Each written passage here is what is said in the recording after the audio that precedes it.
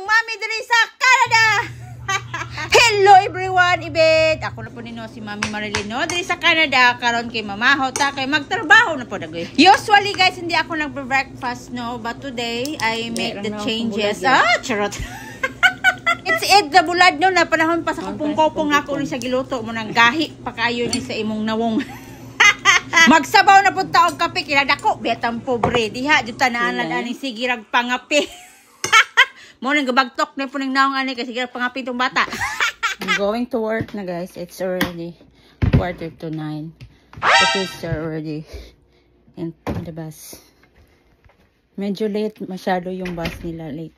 Yung bagong bus driver nila. Hindi early pipick up sa kanila. Last year, 8:30. Kung lumalabas na sila ng bahay ngayon, yun lang, kakalisan sila, 8:45 na. So, papunta ako ng neighbor ngayon first kasi papakainin ko yung pusa nila. Yes.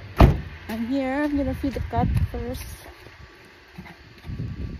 Oh, it's cold! So, actually, isa lang yung client ko for today. Ray! Here's the cat, guys, that I've been feeding. Wow! Cutie. Lucky Ray. Hey. Okay, go eat your food. I'm leaving. I have to work. Huh? Now, I'm going to my client na, guys.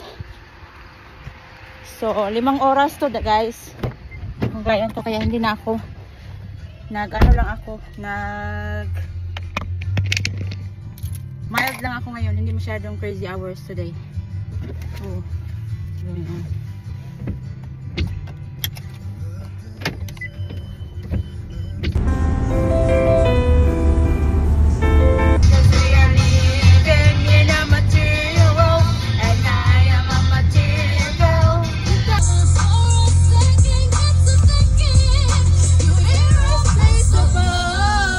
Nana ko dali guys sa akong client.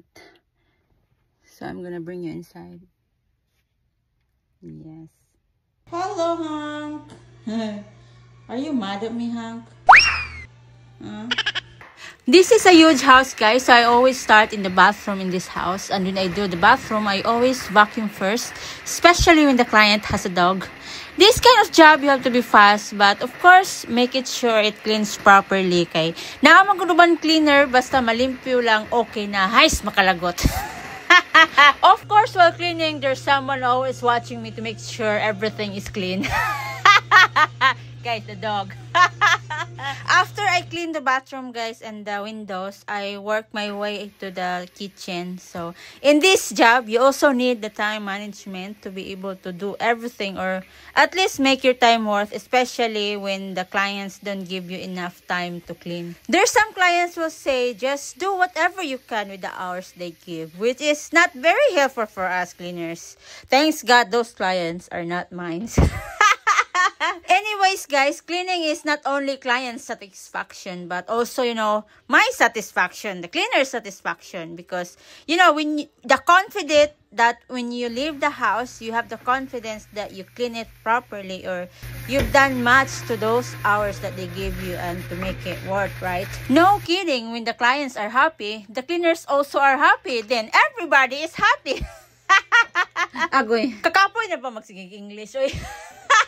So I tried to speak any guys because I tried I have some followers that they don't understand my schemeling. Oh my god. So as you can see guys, I am not done there because I always do stuff, extra stuff that I always do when I am cleaning. Sana all. Proud cleaning here, cleaning lady. So mag-work man ko to sa lain na employer guys, which is dili ako ang client. So na ako mga kauban dito niya mag-ingon sila nga murad ako always nasuko maglimpyo. Syempre. Kisa ka di masukoan ang mga maglimpyo, di ka malo maglimpyo. Pero sometimes seryoso ra jud ko naglimpyo pero usahay nasuko jud ko ato tinuod jud.